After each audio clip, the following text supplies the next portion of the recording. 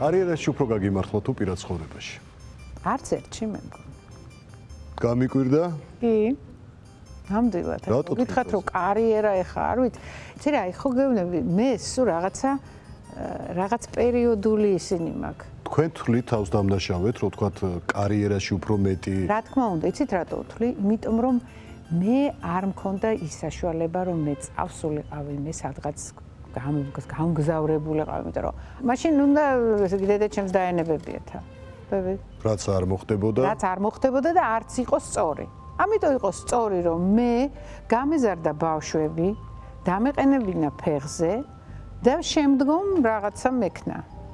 რაც აი ზუსტად ასე წავიდა ჩემი კარიერული ცხოვრება. ფანტასტიკური შვილები გყავდა, დარწმუნებული ვარ რომ ამაზე უარყოფითი პასუხი იქნება, მაგრამ მაინც ხო არ გაქვთ სინანულის გრძნობა რომ კარიერა არ არჩიეთ ამ. არა, აბსოლუტურად არა, იმიტომ რომ ეს არ იყო სწორი, არ იქნებოდა. კიდე მგონია რომ წინ მაქვს რაღაცეები. წინ გაქვთ ბევრი რამე დარწმუნებული ვარ. ხო, არ ვიცი. ადრე გათხოვება ხო არ გინანიეთ? არა, აბსოლუტურად. იმიტომ რომ მე ძალიან დიდი სიყვარული იყო და მაყოფილი ვარ და ბედნიერი ვარ და რამდენს უთქვამთ რომ და რა ეს რა ადრე გათხოვდი და ეს რა პატარა ხარ და ეს ვფიქრობდი რას დიალოგენ ხა ისინი რატო დენათ ესე ვიყავი კარგად ასე რომ ეს ყველაფერი ღირდა ამისთვის ასაკი აქვს სიყვარულს? არა არა. ვფიქრობთ რომ შეიძლება ის დიდი გზნობა რომელიც გქონია ცხოვრებაში კიდევ გეწვიოთ? ხო, არ ვიცი, ხა მეწვიოს, მაგრამ შესაძლებელია. ეს ვიღებ ზოგი კატეგორიულად როაო ამ ასაკში. ნანის პერიოდში საერთოდ სირცხვილი იყო, ხო, რომ ვიღაცა ყოლოდა ამხანაგი, მეგობარი, რაღაცა ასაკში. ეს აბსოლუტურად ძალიან ბუნებრივია, იმიტომ რომ ოჯახში ყველას თავისი ცხოვრება აქვს. რაღაცა აქ არ არის მიღებული და რაღაც სირცხვილად მიიღებენ რომ მეგობარი ყავს. მეგობარი მამაკაცი უფრო კომფორტული იქნება ამ ეტაპზე თუ მეუღლე და ისევ ოჯახური ცხოვრება? წარმოდგენა არა მაქვს, ალბათ მეგობარი. მეუღლება ვიღას რა თუნდაც ხელის მოწერა და თუ ახლა ვიღაცა ესე იმეგობრებს შეიძლება აიტან. პირველი კოცნა, პირველ სიყვარულს უკავშირდება? დი. სად მოხდა გახსოვთ ეს? მანქანაში. სახლში გაცილებდათ? კი, რა თქმა უნდა. მანქანაში და ვიყავი. დაიბენით? კი, ნამდვილად. და ვიყავი გამუშტერებული, ესა დაბნეული. ძალიან შეყვარებული ვიყავი. ტვინდაბნელებული და გამუშტერებული ალბათ, რა ვიცი, ხო, კარგი. სიყვარულს ეს ახასიათებს?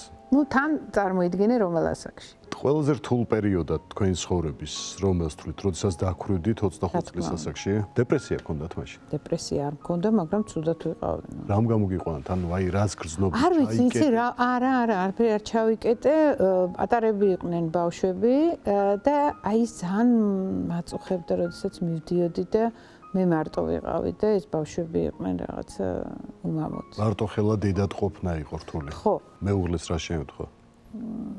გარდაიცვალა, ძალიან ძიმე სენი ჰქონდა და თქვენ უვლიდით? იცი რა, ბოლო პერიოდში მე არ უვლიდი, მდგომარეობა არ იყო ისეთი, რომ მე მის გვერდზე ყოფილიყავი, ამიტომ იქ რაღაცა სხვა ტრაგედია იყო, ხდები და ვინ გითხრათ, როდესაც აღარ იყო? სხვათა შორის იყო რაღაც გადაღება, მქონდა კინო გადაღება, ნინო ლაპიაშვილი იღებდა კინოს და აი მაშინ იქ მითხრა.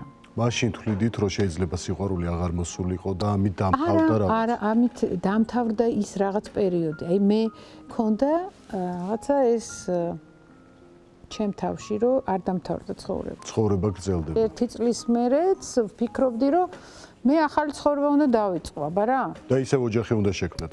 მინდოდა ხო, იმიტომ რომ მე ძალიან მინდოდა რომ გოგო მყოლოდა. რამდენ ხანში შექმნით ოჯახი? როდის მოვიდა მომდენო სიყვარული? 5 წლის მერე. გაგიჭირდათ ამ ნაბიჯის გადადგმა? არა, იმის გამო ეს ტრაგედია იყო? არა, აბსოლუტურად არა. ხა ეს არ ნიშნავს რომ შენ საერთოდ არ უნდა განცდა არ კონდეს და დაივიწყო. მე ისეთი რამე არ დავივიწყე ჩემი მეუღლის რომ გაგიკვირდება შეიძლება.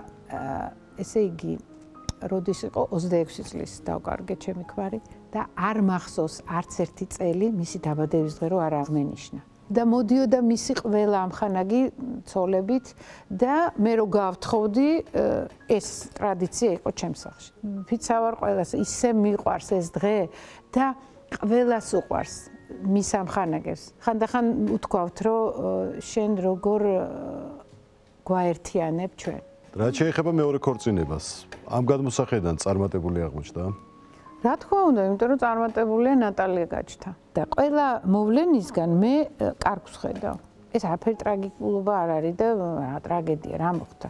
ნატალია ძალიან ესეთი სწორი გოგოა და მიხვდა რომ თქვა ჩვენი ერთად ყოფნა არ შეიძლებოდა, იმიტომ რომ ძიმე იყო იქ რაღაცეები და თვითონ მითხარ, კაი რა, დავიდეს, განთავისუფლდეთ, მამა მე მეყვარება და უყვარს გიჯდება და მეც აი ესე რაღაც იგივენაირად მოხდა, როგორც თქვენ ნანის ცხოვრებაში გააკეთეთ, იგივენაირად მოიქცა ნატალიკოს თქვენ ცხოვრებაში. და ეს ძალიან არასწორია და ისეთი ტყუილია, როდესაც ამობენ შვილების გამო ვითომ ბავშვებს უნდათ. თუმცა ბევრი ცდილობს რომ ამის გამო შეინარჩუნოს. მე არ არის სწორი. იმიტომ რომ იმ ბავშვებსაც ამახინჯებენ. ეს არის დიდი ტყუილი.